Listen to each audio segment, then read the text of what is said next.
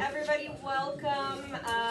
We are so grateful that you're all here to honor the history of Oxford County's military and obviously the veterans from our area.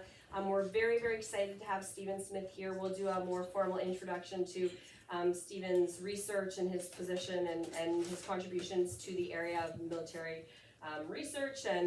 But I just wanted to welcome you all. My name is Stephanie. I'm the curator of the museum here. For those of you who haven't been to our speaker series before, this is put on by the Beachville District Historical Society. The Outreach Committee plans speakers throughout the year except for our July and August months and December for Christmas time. So you're always welcome to join us for any theme or topic that we have. Typically we try to stay kind of locally focused. For those of you who haven't been to the facility or the site with us before at Beachville District Museum, the washroom is just behind you in the back corner of the room. There is an exit just at the back of the room if you came in through the front in case you're looking to leave at the end after refreshments and whatnot. And we will have a refreshment period and a question period at the end of the talk as well. So that's just a little bit of a site introduction. I'm going to mention two pieces and then I'm going to welcome Brooklyn up, who is our Education and Public Program Coordinator. The two pieces that I'd like to bring to your attention today is we do have a community survey that many of you have been so kind to answer it. It's about 3 questions. It takes 2 to 5 minutes. And it really helps us with our 5-year strategic plan. So if you're willing to participate in that and haven't already gotten a copy, either a digital version or a hard copy version, please at the end of the night you can feel more than comfortable to ask for a copy and we'll take your feedback happily. The other piece is that we will have a Light Up the Museum event at Christmas time on December 5th that will run at 6:30. This is an event that is meant to kind of keep the season bright and to celebrate with our community. So if you're interested in joining us for Light Up the Museum, please do put that in your calendar for December 5th at 6:30 p.m. So I will just pass it over to Brooklyn now. And again, we hope that you all had some moments this morning to spend with your local legions or at the local cenotaphs and really have some moments of reflection. And we're glad that we're able to continue that on this evening in our museum as well. So I'll just let Brooklyn come up. Well, she had a fantastic opening, so I'll just say thank you again for coming, and I will introduce Stephen. So Stephen Smith has been working as a military historian and researcher for over 20 years in both contract and volunteer positions with a focus on Canadian and specifically Oxford County contributions. He has worked and volunteered with dozens of museums and archives over the years. He has helped veterans and their families to acquire or replace service medals, acquire and translate service files, and even source photos of their family in uniform on occasion. Some interesting projects he has worked on include the research and resurfacing of Woodstock Cenotaph, the acquisition and erecting of the Afghan War Memorial in Woodstock, the research and recovery of a decades-old time capsule at Wellesley Barracks in London, Ontario, and discovering and acquiring of a private archive with significant historical documents from the late 1800s to early 1900s for the Niagara Military Museum. For the last 10 years, he has been working in logistics full-time with the Canadian Armed Forces, currently holding the rank of Master Corporal and is recent recipient of the King's Coronation Medal.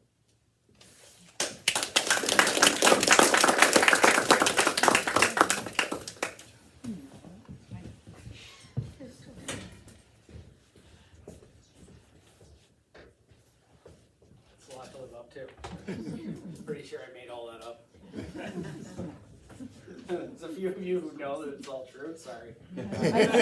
I've seen your living room. Yes, you have. It looks like this, just more.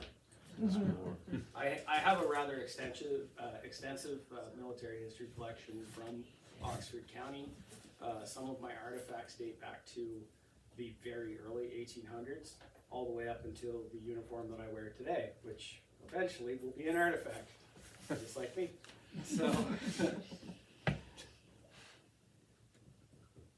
So many of you probably are aware that we had a long time standing militia in Oxford County. It was formed officially in 1798 during the formation of the county itself. Makes sense, we need some home defense, so militia was formed. The formation of the 1st Regiment of the Oxford Militia was under Colonel Claus, not Santa Claus, but same spelling. They took part in things called the War of 1812 today.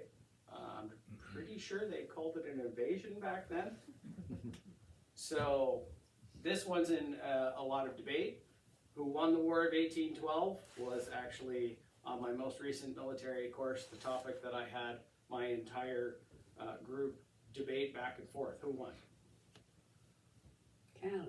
Canada won.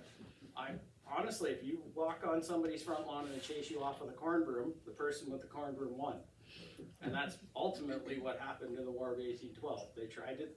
They thought it was going to be a matter of marching. Marched into Canada and didn't work out so well for them. They lost Michigan as a result. So during the War of 1812, dozens of Oxford County members from the Oxford Militia were part of the actual fighting, skirmishes, logistics, etc. They all played their part.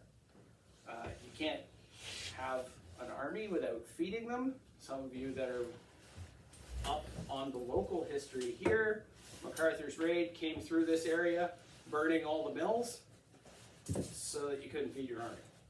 So we had to kick them out. So the Oxford Militia fought them at places like Fort Detroit. That's one of the battle honors that the Oxford Militia actually has earned. The Defence of Canada, which is the most recent banner to be awarded to many members of the Canadian Armed Forces during the 200th anniversary of the War of 1812. This one is on loan from a private collection. It may or may not have belonged to a colonel who I think took it without asking. So I will make sure it gets a good home. I just thought you guys would like to see something that cool. 4 men received this bar. So a single bar General Service Medal, and the bar says Fort Detroit. And that's because there were dozens of Oxford Rifles men at Brock's most wonderful bluff when he took very few down, paraded them in single file in front of him. They made whooping noises and scared the Americans half to death, and they all just left. We didn't even fire on Fort Detroit. They just all left. They were like, oh my God, we're going to die. And they left. It's really embarrassing because that was the second fort we took without a fight. It wasn't going well for them by this point. So the General Service Medal is a rarer medal. It was instituted in 1847, and you had to be alive and apply for it. So you took part in the War of 1812, 13, 14, and you had to live long enough to apply for the medal. And there were still 4 Oxford Militia members that were successful in their application with the Fort Detroit bar.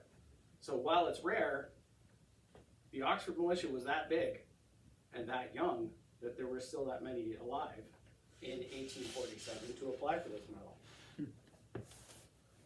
Then there was some shenanigans in 1837.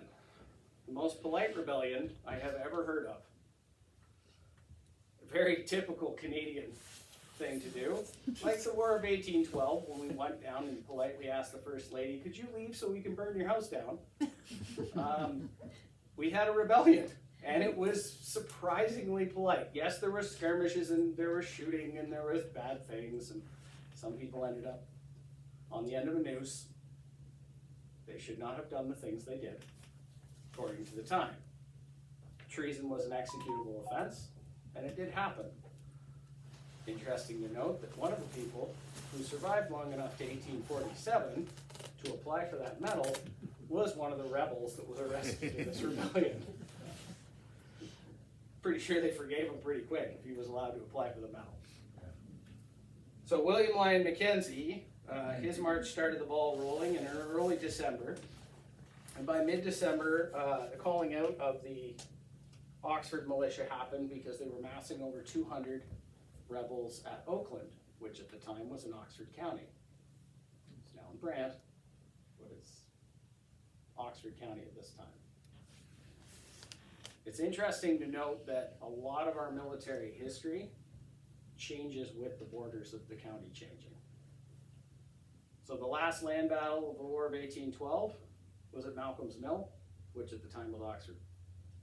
So technically the last land battle in Canada for the War of 1812 was in Oxford County. So it's interesting to know how the borders change and how the history changes, because Brant says they did it, except that they didn't, because it wasn't Brant County then. So the Oxford militia was called out, and the guys that were gathered up at Oakland all left and headed towards Scotland. I don't know how well your geography is for the county, but they all headed towards Scotland. There was a bit of a skirmish, some shooting and some setting things on fire, but they left a whole bunch of people behind in Oakland. So the Oxford militia came and they arrested a whole bunch of people, and they were all held in prison barracks, basically sheds, barns, whatever they could put people in Otterville and in the Tower of Old St. Paul's. So, some weird history for the area. Unfortunately, after the rebellion, the militia took a really big decline, and they thought rebranding was going to help. So in 1857, the short-lived 1st Volunteer Militia Rifle Company of Woodstock, because that's easy to say, 1857, 1858, the rebranding didn't work. But they rebranded again. So by the late 1850s to about 1861, we started seeing a huge resurgence in the militia in the area. 1863, we had 10 companies. It's a lot of people. Like, that's a lot of men. By 1866, it was fully hashed out at 10 companies. They were used for border security because there was something going on down in the States in the 1860s. I'm pretty sure it was the Civil War. So they were worried about all of the border bleed over, and some of the Confederates were up here causing trouble and sending things down to get around the blockades, things like that. So the Oxford Militia, or now known as the 22nd Battalion of the Oxford Rifles, was used as border security at places like Sandwich, which is by Windsor, in case you don't know. Places like Windsor as well, because they're pretty close together. And all along that border area, they were used as border patrol. They were present at the Battle of Ridgeway. They just didn't get there in time for the actual battle. So the train was a little late, which is unfortunate for the Queen's Own, who ended up having to fight the Fenian invasion force, and didn't do so well because they used all their ammunition fairly quickly. And we lost 9 guys that died defending Canada. O'Neill, who was leading the Fenians into the misguided attempt to "we'll capture Canada and hold it ransom to free Ireland." I have Irish heritage, and that is not a good idea. I'm not sure who came up with the plan. It wasn't thought through very well. Canada's huge. They didn't have enough people to hold this country hostage.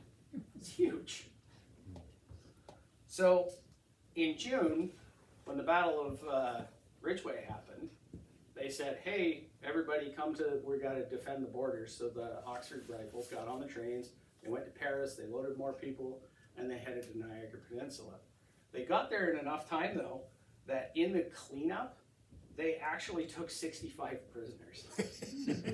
So they did a pretty good job. I'm thinking that the well over 200 guys that showed up scared them pretty bad. And that's just the Oxford militia, never mind who showed up from, say, Middlesex or Brant County, because they had a whole full dragoons company. There was a lot of people that stood up and went, and these are all militia units of the time. So they're not full-time soldiers. There was a small full-time contingent of soldiers, but the rest were just called up from their farms, from their mills, from their hardware stores. It's crazy what these guys did.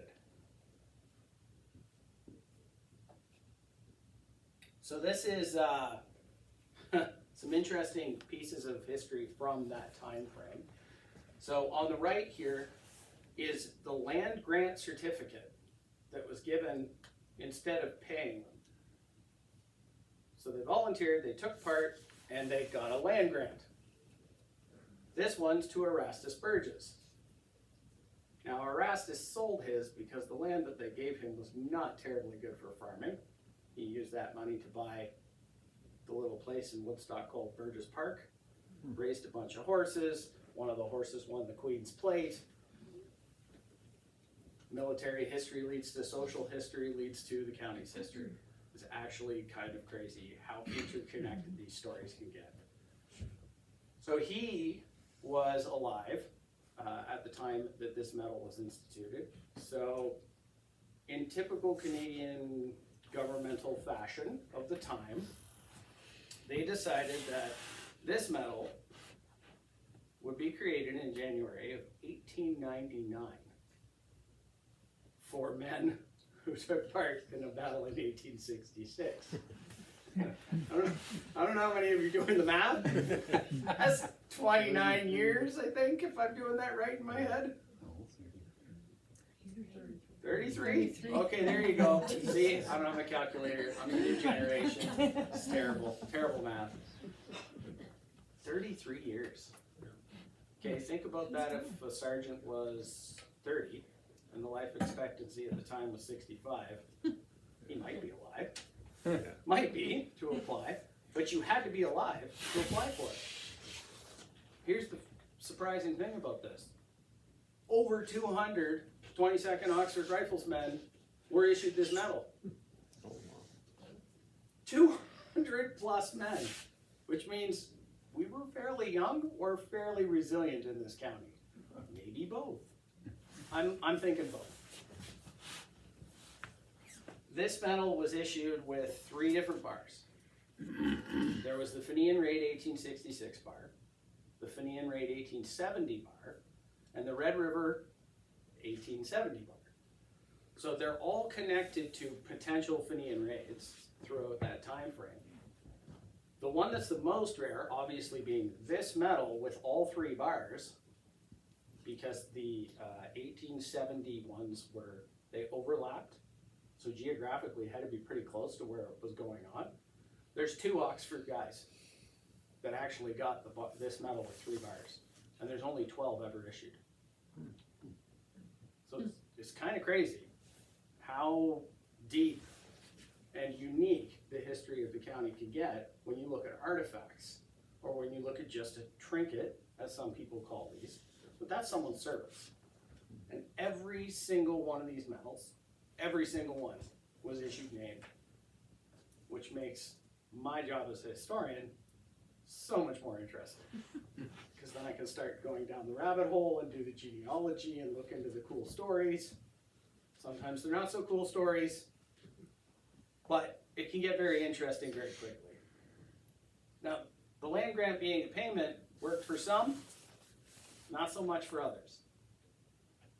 Some people got land in Cobalt. Some of you are familiar with the geography of Cobalt. Good potato farming up there.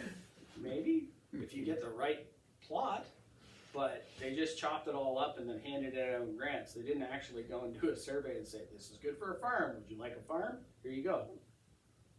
That's not what they did. They just said, you get lot this from concession line to this concession line, whatever hectares, etc. And then they handed you the certificate. And then you had to go figure out how to get to your property if it was in the middle of the parcel. You had to negotiate with all the fellas around you who may or may not want that parcel. It's kind of weird, but that's how they used to pay the militia. It's very strange. In the 1900s, we had a thing going on called the Boer War. Some of you may be interested in the history of this, yes? Okay, so 1900 marks the end of what would be considered the infancy of Canada. Because 1867 we started building and building, and we're finally going to actually start contributing. So in the late 1800s, the Boer War was going on in South Africa. It was the first international foray of Canadian troops. We did send some to Egypt to help out, guide ships down the Nile River, but they weren't from Oxford County, so they don't matter. No, I'm just joking. They're important too, it's just I haven't found a tie yet to Oxford County, so that story's a whole nother talk. However, the Boer War, this is a group of fellas that are from the Oxford Rifles who signed up with the 2nd Special Service Battalion of the Royal Canadian Regiment and actually went to serve overseas. Now there were dozens of them. This is just one that was in the Free Press. I have a replica copy of the front page over there, but I have the actual photo here so you can see it much better. But if you recognize one of these two fellas on the right-hand side, if you've ever been on the courthouse front lawn in Woodstock, this fellow right there might look familiar. That's Leonard. He died. He was killed in the Boer War. So the Boer War monument in Oxford is on the front lawn of the courthouse, and that's him. It's his bust. So he's immortalized forever until something happens, like lightning or something like that. But it's pretty crazy. It took me a long time to track down this photo, and it was in really awful shape when I found it. But this kind of stuff can be in a shoebox in your house, and if you don't know, ask. I will give you business cards. I will happily talk to you for hours about this stuff. So the Oxford Rifles then, so they're the 22nd Battalion of the Oxford Rifles. Then in 1900, they changed to the 22nd Regiment. So they lost their battalion status and became a regiment. It's just naming. It's not a huge big deal. We were big enough that we could have been called either. This is a photograph of the Oxford Rifles in 1902 at the Niagara Training Camp. 1902. The rifles in their hands in this photograph are these 1871 rifles in 1902. It's good stuff. These were good rifles, don't get me wrong. They shot well for the time, and if you look at the barrel on this thing, it put somebody down pretty quick. That's what they're for, right? They're for defending yourself or your country. The scary part about that is, we all talk about bayonets from the First World War being humongous. That's the bayonet for that rifle.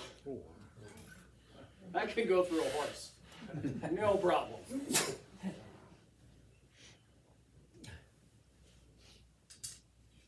Now, they're not toting around the bayonets in this photograph because these things they're heavy. But can you imagine carrying that onto the battlefield with your pack, with your bullets, with your powder, with your... Yeah, I carry heavy stuff now. That's insane. That rifle weighs more than my backpack. Like, you get lightweight stuff, that rifle is not lightweight. And we didn't get new rifles until 1913.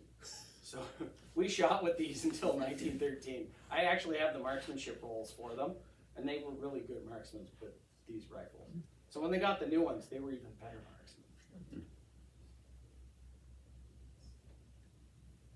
This is Sergeant Major Clark.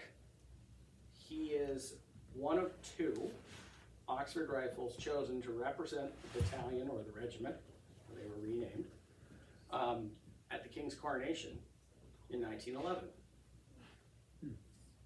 So I'm in the same vein of Oxford County soldiers to be given a King's coronation medal. He got his in 1911, I got mine this year. But I think that's kind of neat. It's a kind of a neat connection. And he went on to serve in the First World War with the 71st Battalion, and he kept right on serving until he got super hurt, and then he was medically discharged back to Canada. So his story just goes on and on with his military dedication in the county and then to the country itself. The This is a familiar sight all across Oxford County, anywhere that had a train station in 1914. As we started loading trains to send troops to a little place called Valcartier to start forming up the 1st Battalion for the First World War. Well, as soon as, that's August 1914 in Woodstock. As soon as war was declared, all the militia units, the 22nd Oxford Rifles, stood up 90 plus, 100 plus guys and sent them off. It's the same kind of stuff that would happen today, except that we don't have a Oxford County militia. We have, most of the militias are out of London, Hamilton, Windsor. If we go to war, same thing happens. We all go to the base with our kit, get on a bus and go wait. Because that's what they did. They got on a train and they went and waited because there was more training.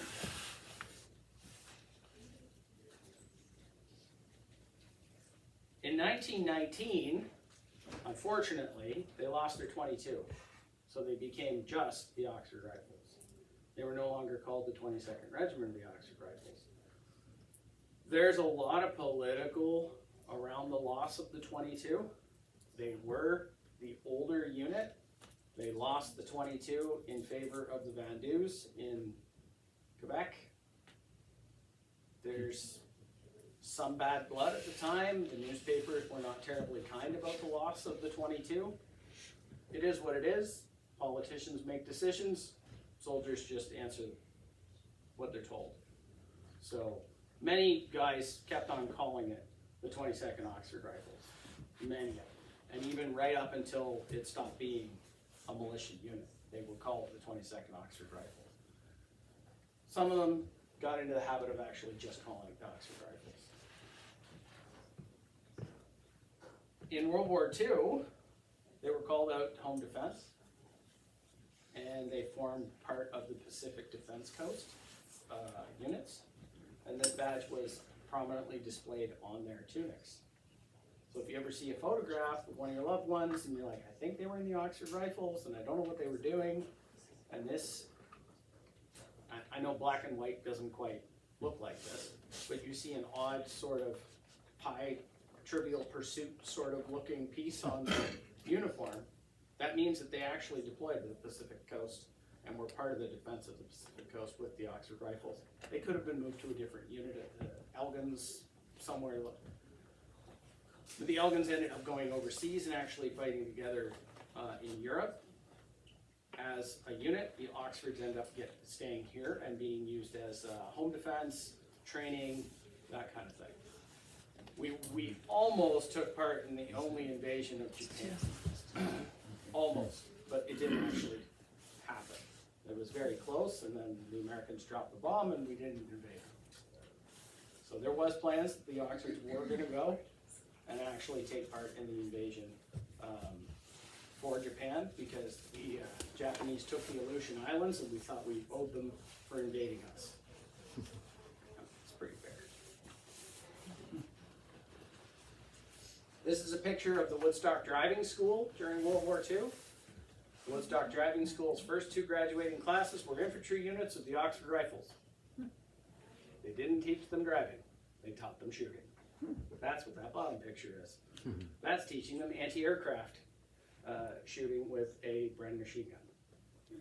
So, plane's coming, put it on a tripod, shoot at the plane. I'm not sure how effective that would be, but that's what they thought at the time would be very effective. Those of you who know the Second World War, the longer it goes, you see those anti-aircraft guns that are massive. They were far more effective than a little machine gun. The Oxford Rifles supplied a tremendous amount of staff to the Advanced Driving and Mechanics School in Woodstock, which this base, at the time it was called number 5 AD&M, and then number 11 AD&M, and it was located at the Woodstock Fairgrounds. So if you picture the fairgrounds today, and you picture where Winchester Street Public School, because they changed the name, used to be called DM Sutherland, that whole area where the school was also the base.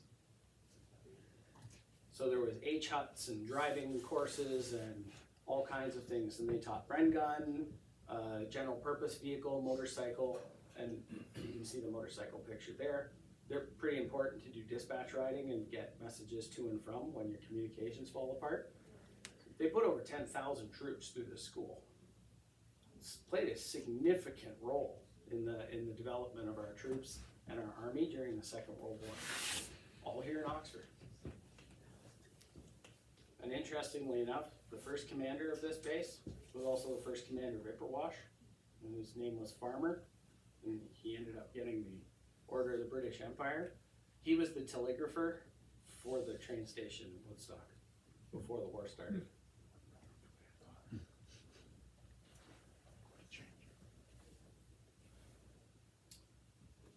Oh, it should. Well, that says London and Oxford Fusiliers, 3rd Battalion, the Royal Canadian Regiment.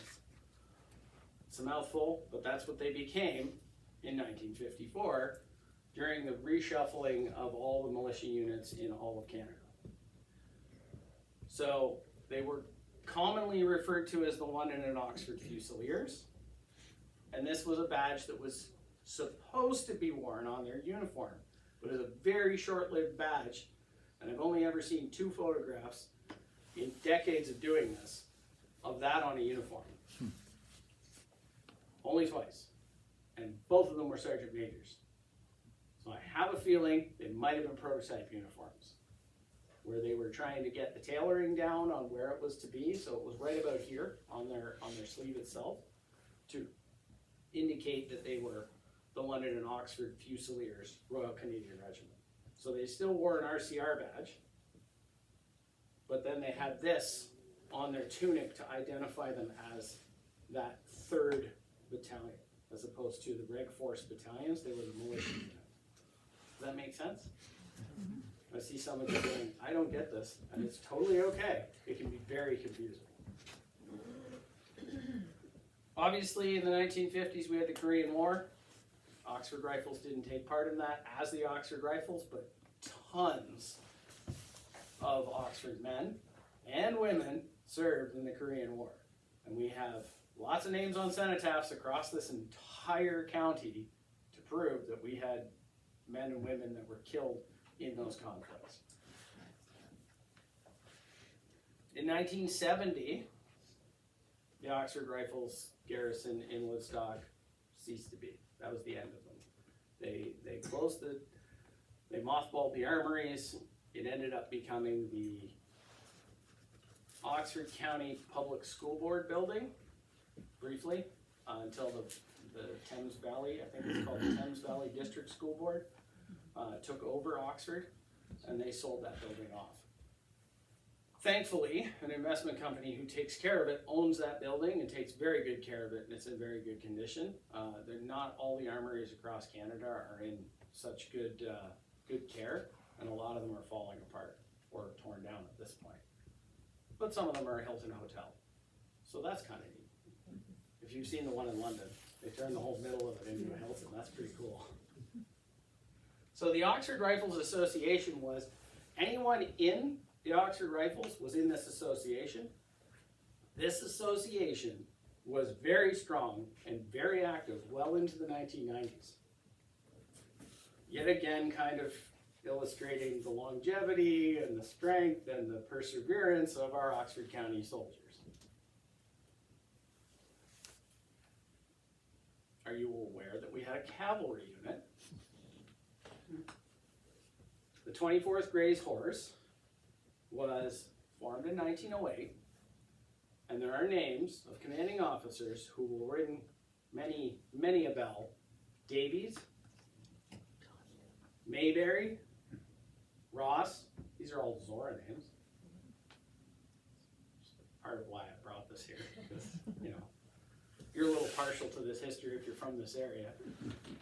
But they were all commanding officers at one point or another of the 24th Grey's Horse. Now, the 24th Grey's Horse only existed for a very short period of time, but they did contribute a significant amount of military history to the county.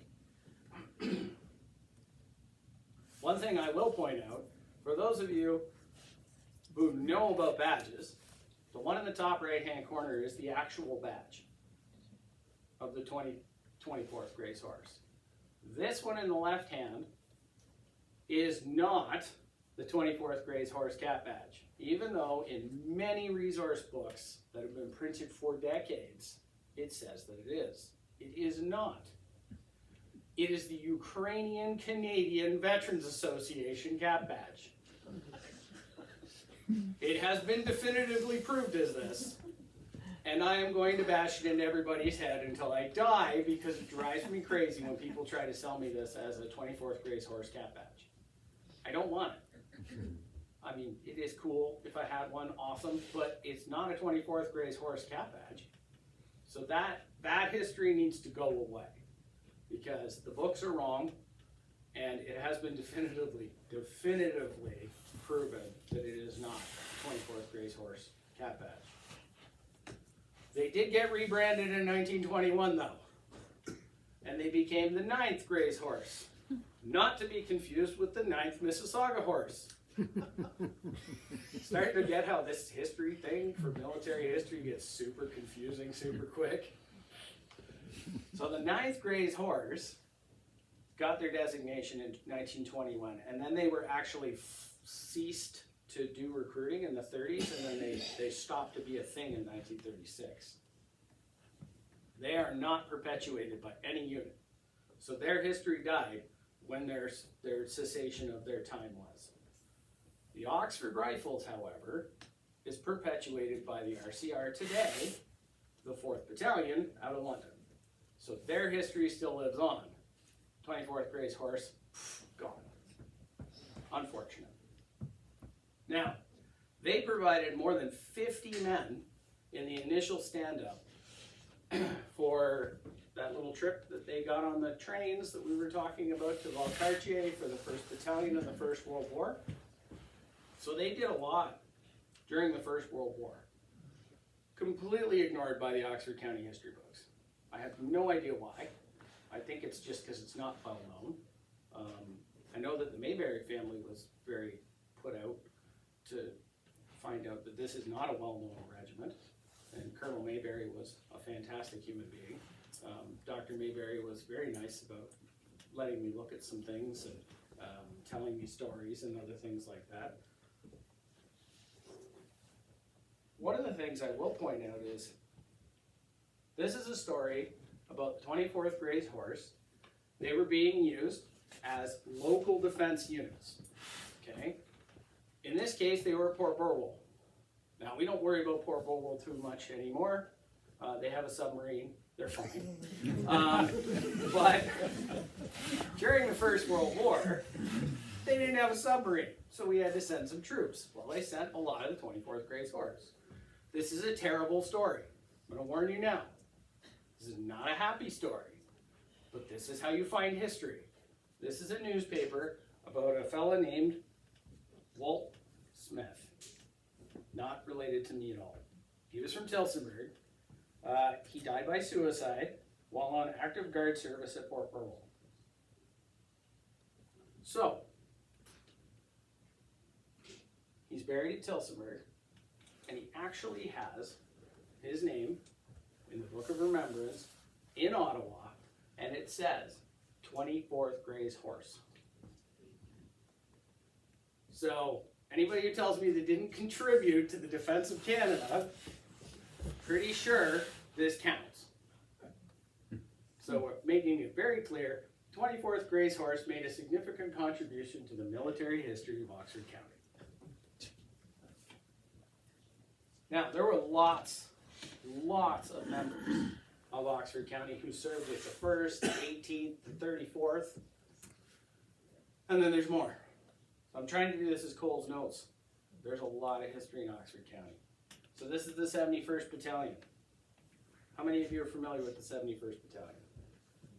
No? Okay. The first CO, the one who raised it and lost his school, was Lieutenant Colonel B.M. Sutherland. After going overseas and fighting on the Western Front, he got shot in the spine, recovered, came back, and raised a battalion and took him back as a reinforcement draft. Remember that tough and longevity of the Oxford County soldier? DM? Holy smokes, was he tough. He also happened to be a member of the 24th Grace Horse, in case you wanted to know that. They were recruited from all over southern Ontario, as far away as Mitchell and Goderich. Members were in the 71st Battalion. Unfortunately, they never saw the full recruitment numbers, so they didn't go overseas as the 71st Battalion. Excuse me. They were broken up as reinforcement drafts because the Western Front was chewing up troops pretty quick. But there were 400 Oxford County troops, or connected to Oxford County troops, in the 71st Battalion. I have a photo of 212 of them, like individual photos that are all named. I'm still working on getting all the rest of them. So that's where you come in. I need your help. Especially with this next battalion. The 168th Battalion is Oxford's own. It was intended to be the county recruiting battalion. So, Colonel McMullen, who was the CO of the Oxford Rifles at the time, got permission to recruit Oxford-only men. So they had to be connected to the county if they didn't live here. Like if they grew up here and they were working as a lawyer in Sarnia, they could totally sign up because they grew up here. Stuff like that, but there had to be a solid connection. They're the only battalion raised in Oxford County that was presented with colors. As you can see here, they're parading on the courthouse front lawn, right by the Boer War Memorial that we were just previously talking about, with the lovely 168th Battalion colors that were donated to them by the Boer Textile Company. And the ceremony for this was presided over by none other than Lady Hughes, the Minister of Militia's wife, at the Woodstock Fairgrounds. There were over 12,000 people in attendance. Pretty big deal. Or there was no TVs.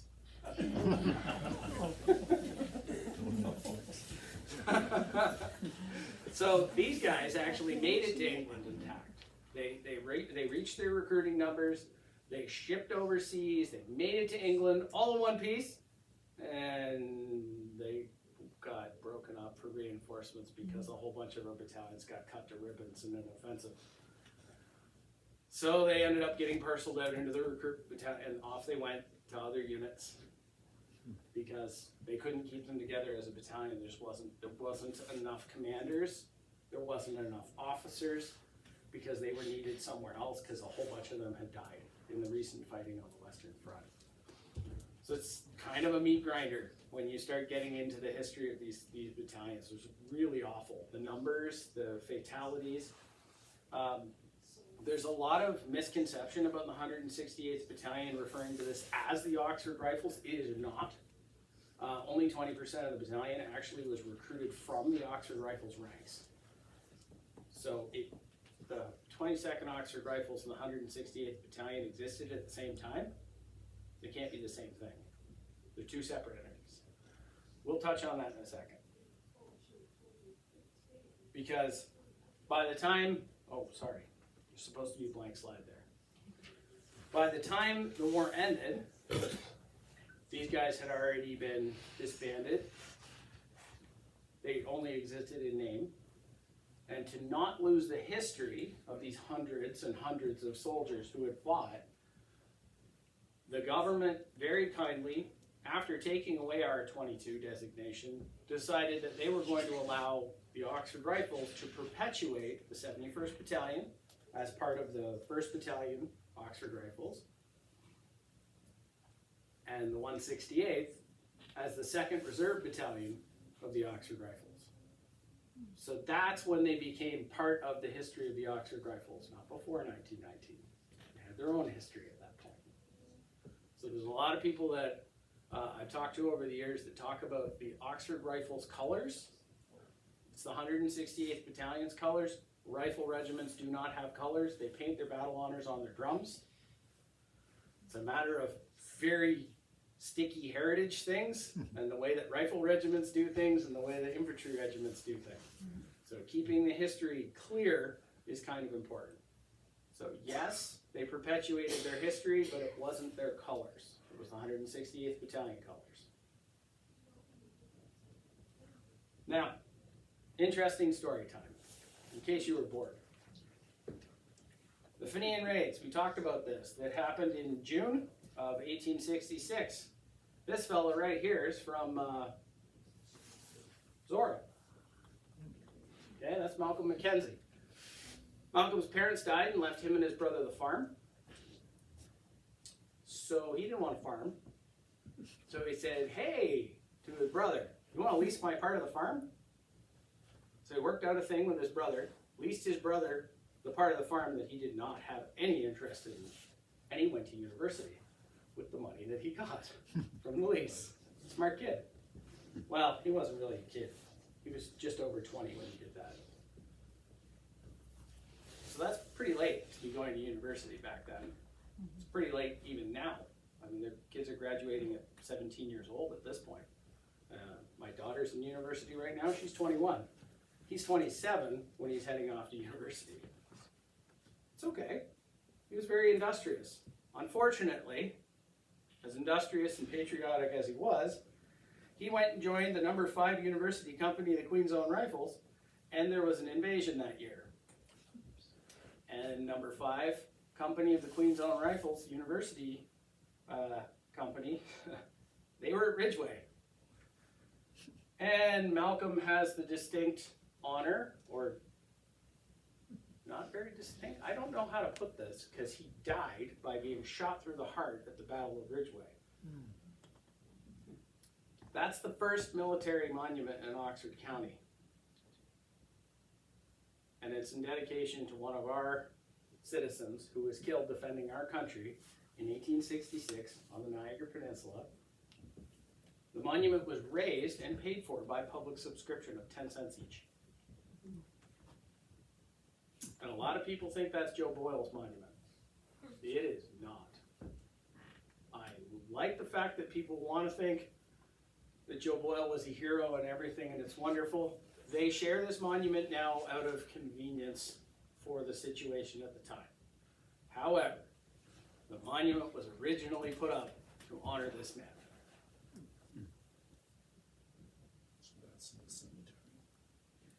How many of you are familiar with the recent war that we just finished fighting called Afghanistan? Did you know that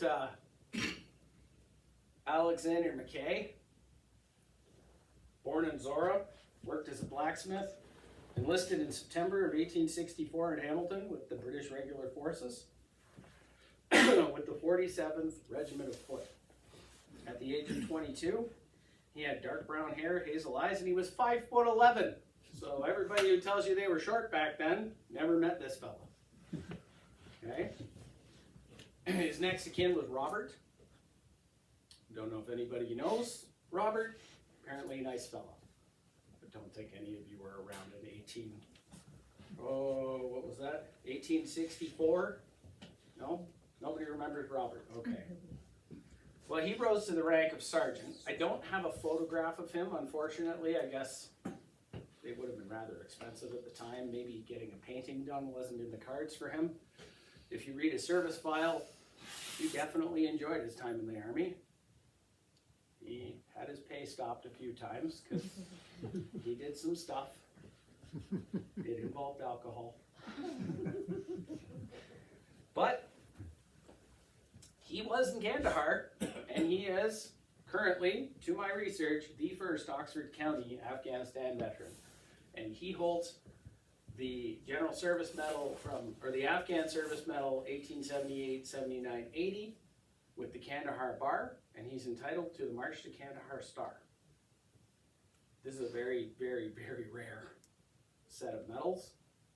Not very common in the British Army, never mind someone from Oxford County. And he was, from all of my research, the first Oxford County Afghan veteran. And he survived his time in the military. He completed 21 years of service and retired back here to Zora. That's pretty impressive. Here's another impressive fella. Does anybody know the Murray family? Maybe heard of them? It's like saying, do you know a Smith? Which Murray? So in this photograph, he's a sergeant. This is Donald Walter Gordon Murray. He went by Gordon. He was born May 1894 in West Zora. While studying medicine at the University of Toronto in 1915, he enlisted in the 26th Battery of the Canadian Field Artillery, and that's his uniform there. He ended up becoming a sergeant. He enlisted down here, worked his way up through the ranks, got busted back down, and then went back up to sergeant. He enjoyed his time in the military as well. He eventually reached the rank of sergeant, twice. And in 1917, because he was a medical student, he was discharged back to Canada to finish medical school.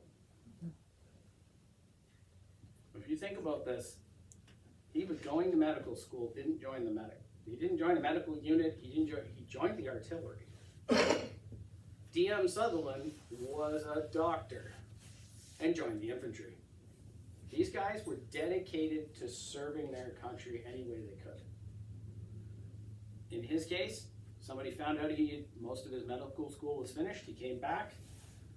He finished his medical school in 1921.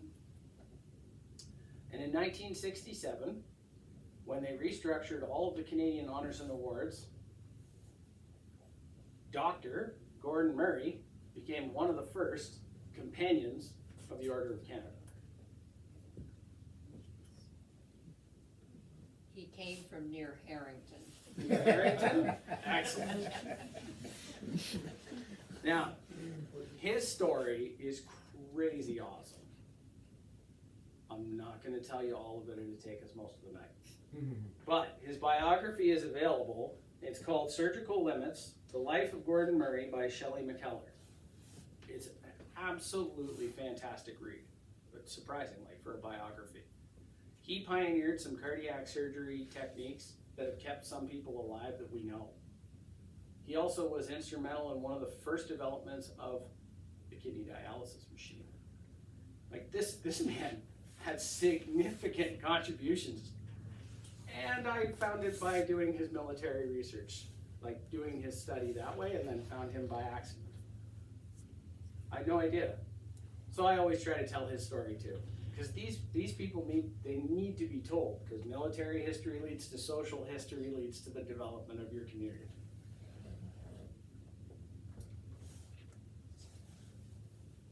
Does anybody recognize that cenotaph? That's the Interkip cenotaph. I know it's hard for you guys at the back to see. That's Frank Cowan. Frank Cowan's name is on that cenotaph. Frank died in the First World War, but Frank didn't go out without leaving a history all on his own. For those of us from Oxford County who have swam in the quarries, Frank used to work in the quarries. So he served in the Boer War. He's one of those, not Oxford Rifle guys, but from Oxford that served in the Boer War. But he served under a fellow by the name of Lord Baden-Powell. It's pretty awesome. The guy who created Boy Scouts was his commanding officer. And personally told him that he was very impressed with his horsemanship. That's pretty awesome when your commanding officer comes and says, well done, you ride that horse very well. Back then, big compliment. First World War, he signs up again. After seeing what happened in the Boer War, which was bloody awful, he signs up again. Unfortunately, he didn't make it through this war. He died in action in the First World War, and he is commemorated on the Interkip cenotaph. It's the stories, the monuments, the people. It's what drives me forward. I hope that you're getting something out of this talk, some small surface information on the depth of the history of Oxford County and the military contributions that have been made by the many members of this community. I have probably 15 different talks on different subjects. Women, we have a massive amount of female nurses that were active in the First World War. We have copious amounts of people who have done things like Dr. Murray after they've come home from their service. It's amazing the amount of history that's available, and this is where it all started. I started researching cenotaphs throughout Oxford County. You may have seen Honoring Oxford, which is the book about all of the cenotaphs that were put up after the First World War in Oxford County.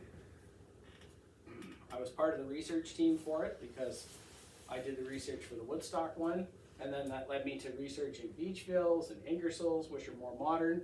But these ones are far more interesting because they have names on them. Drumbo, Embro, North Oxford, which now has a new home in Tempsford, right at the new facility there, which is absolutely awesome. So we'll have to change that picture. But Well, that picture's, that one was moved 3 times, that monument. yes, this one is when it's The on first one, yeah. the front original lawn site. of this. This is just after it was moved from beside the church. Oh, it is? Yeah, that's Okay. just after it was moved from beside the church. How you can tell is right here on the bottom of the monument is Lawrence Peary. Lawrence Peary is the youngest Oxford County person to die in uniform in the First World War. He died of spinal meningitis in Ingersoll. He was only 16. He totally lied his age. Yeah. This is what the old cenotaph in Woodstock used to look like, and I did a massive amount of research. We found 26 spelling mistakes and a whole bunch of guys we forgot. And this is what it looks like now. So that was 4 years worth of working on getting this monument, which is 100 years old this year. Wow. So it was put up in 1926. It's 2026. Thank you very much for listening to me ramble. I appreciate it.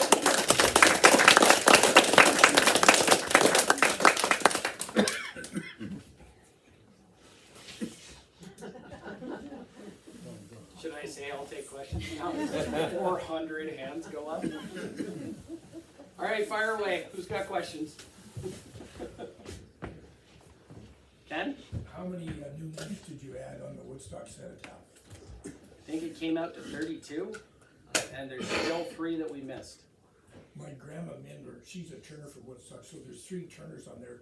2 of them are grandma Mindler's brothers that were killed in World War I from Woodstock. It's crazy the amount of people that we put into the First World War's contribution, the Second World War.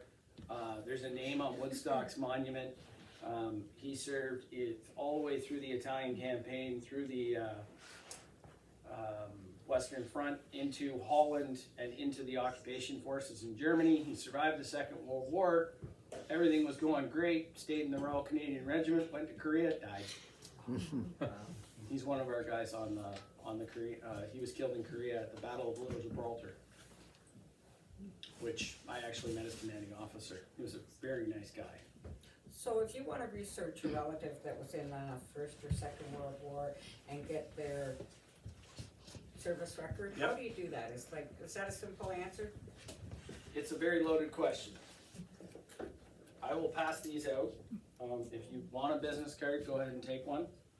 And pass it on to anybody else who wants one. It'll eventually make its way back. The simple answer is, it depends. And that's the simple answer. It can be horrifyingly complicated if your loved one lied. It's okay that they lied, don't worry about it. They're probably not around to tell you any different. Okay? I've heard many family stories over the years of, oh, Uncle Joey joined the army and he lied his age, and you look it up and he actually was 21 when he signed up. Okay, family stories are family stories. Take it with a grain of salt. But if they used their mom's maiden name to join so their mom didn't find them on the rolls list and pull them off the train, you might have a hard time finding them. And I know 4 guys who did that in Oxford County. It took me 5 years to track down their files because I had no idea. I had to do their family genealogy.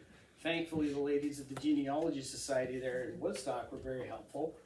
And they said, have you looked this person up? Oh, I didn't even think. That guy's first name, mom's maiden name, that's how he got out of Woodstock or Ingersoll or Tillsonburg without getting pulled off the train. How does, when, my grandfather signed up for the First World War, and from Burgessville, and ends up going to Saskatchewan, Okay. or Manitoba, do they tell you where to go? When you sign up, where you gotta go train, or what's the story? Sometimes you get told where to go. I've had a few sergeants do that to me. You generally just go where the military tells you, and depending on what camp is full for what training, you may end up going somewhere different. So if you joined the artillery, you would go somewhere that would be training artillery troops. If the Borden training area was full, they might send you to Saskatchewan. It does happen. It still happens today. Like Can you trace that? Like, I know the regiment. Sometimes, the records are not as great as we would like them to be, but in their personnel file, sometimes there'll be a little bit of information that can help someone like me who's very experienced with reading their files, help you find the war diaries so you can read them and find your level. But happy to do that. Okay. Yeah. Stephen, you didn't mention anything about Essex Scottish. Were there? You're right. The Essex Scottish were that end of the province. Okay. But we did have a fair amount of guys who ended up Yeah. transferring into those units. My ex-father-in-law, he was right like a Woodstock guy, and I would take him down for the reunions to Sarnia. But how would he have ended up down there? So sometimes it's as simple as they joined in Wolseley Barracks, because that was military district number 1 during the time. They joined there and they said, I want to be a tanker. Okay, so the 1st Hussars are full. They don't have any room for their armored regiment. So the next armored regiment on the list that's in the military district will get that troop. Sometimes it's that simple. Sometimes it's not that simple. Sometimes they had a beef with somebody and they chose to go to that unit instead of being in that unit. It kind of depends on a couple of different factors, but very often it was the regiment their quota was filled, so they moved to the next one. That's very often what happened. My father was a reservist in Woodstock, and I don't really know anything about it other than seeing a picture of him beside these tents and in a uniform. And what can you tell me about? So, what year, approximately? Probably about 1940. So, probably Oxford Rifles. Yeah. If he was a reservist or a militiaman, it was probably don't necessarily is it going to be that, but very likely he was an Oxford Rifle. The only way to find out what he was is to make an application for his information and hope that the file has actually survived. Unfortunately, Ottawa's had a few fires that have taken some of our records out of access. It's a good thing somebody closed the door, because we would have lost a lot more in the one big fire. Literally, that's what stopped a whole repository of documents. Someone just closed the door, and the fire didn't go in there. Like, that's how close we were to losing massive amounts of records. But if you can find something with him in uniform, I'm happy to look at it and see if there's information. The Ontario Genealogical Society had me in 2 or 3 years ago, and I did a talk on photo forensics for military photos and how to narrow down where your loved one was and who they served with by their uniform and the cut, the buttons, and the badges. It takes a lot of experience to do that, and I don't expect anyone to be able to learn that overnight. So I'm happy to help if you're stuck on something like this, and I'll point you in the right direction.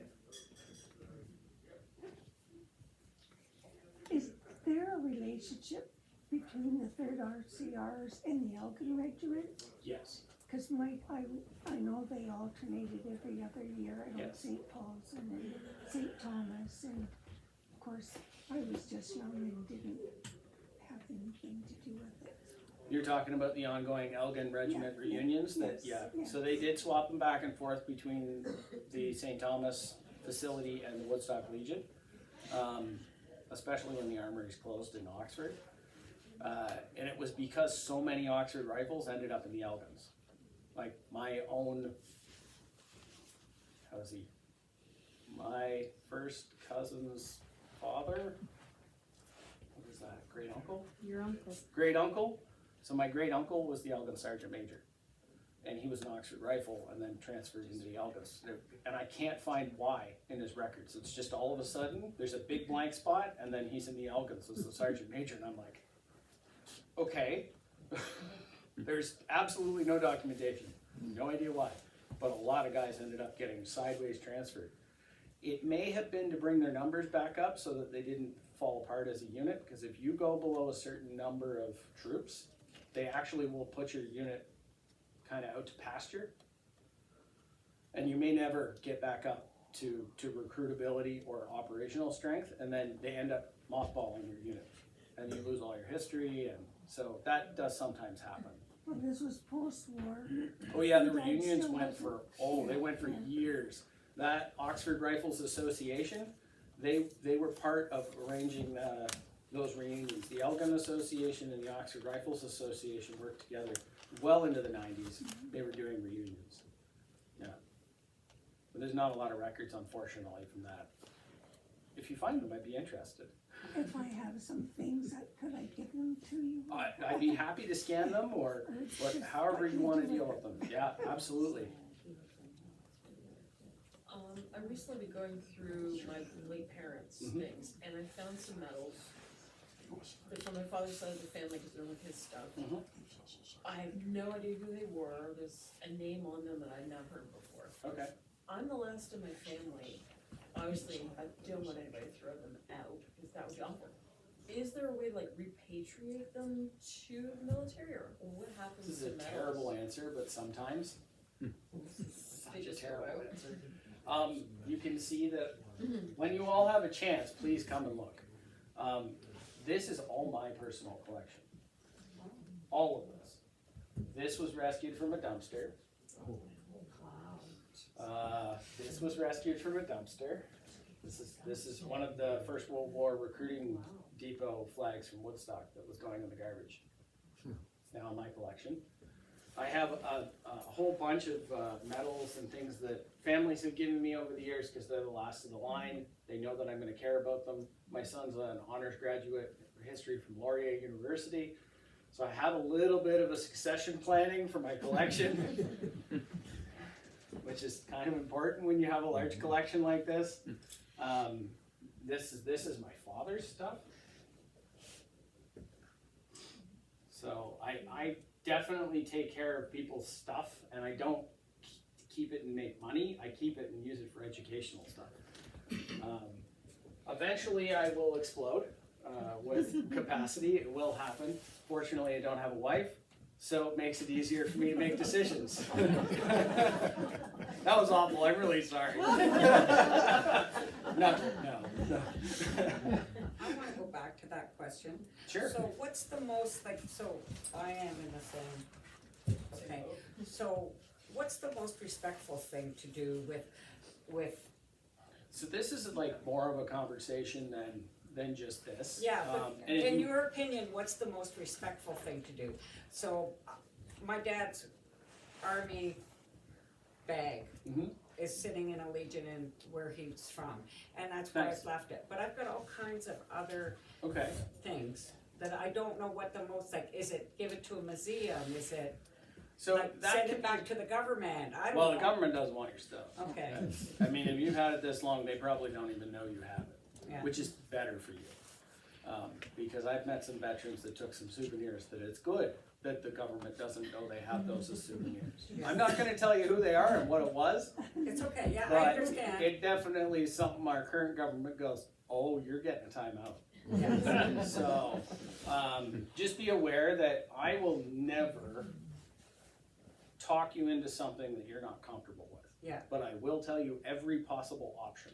Okay, So, same for you, I offer the same thing, I will sit with you, work with you, and we will find a solution that makes you happy and comfortable with how it has come out. I don't like seeing things go in the dustbin, Yeah. I've seen far too many things go in the garbage. I've seen schools throw out honor rolls, I've seen churches sell windows, and they're gone. They're gone. I have a window, a stained glass window from the First World War in my carport because I took it out of the dumpster from the church that they were tearing it out of. I don't know what to do with it, but I'm keeping it safe. So I will 100% help you find a home. And I work with hundreds of museums across the country over the years. I have very good working relationships with lots of museums. And I can find a home for your stuff if that's what you want. Or I can find a regimental association, or I can find a legion that is well established and has longevity, because there are some legions that Well, are 'cause struggling. that's Yeah. my concern. My Yeah. concern is, you know, this stuff goes to. It's and hard, then it closes down. absolutely. All of a sudden Yep. it's, Tempsford Legion was like that. For all of you who knew about the Tempsford Legion and their collection, it was 100% rescued and repatriated by yours truly. So I walked in and I went, I am making sure this stuff doesn't go in the garbage. thank you. And I started just taking things and putting them in a box. There was an RCMP next to me the whole time, don't worry. It was she wanted the picture of Queen Elizabeth, or Princess Elizabeth in this case, it was an old one. She wanted it for her office, so we asked nicely. But nobody wanted that one, it was going in the garbage too. It's awful what goes in the garbage, and I don't like waste, and I will avoid waste as much as possible. Anybody else? All right, well, I encourage you to come and look at the collection, have a look, and if you have questions about anything in the collection, please ask. And I hope everybody got a chance to grab a business card, because you can email me. My cell phone is on there, you can text me pictures if you want to ask questions about things. Keep in mind, I am full-time military. I might not get back to you, and it could possibly be for 6 months because I might be somewhere else.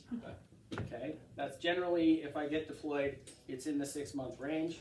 I try to keep up on emails, but if I'm on course in Petawawa where there's no cell phone signal and I can't check my emails, I'm not answering emails, sorry. Petawawa's close, what about when you go up north? Oh yeah, when I go to the Arctic, I'm definitely not answering emails. I've got almost 6 months up there at this point, so I think I'm just gonna live there. It's cold. A little chilly. It is cold, way colder than right now. It's a lot more snow too.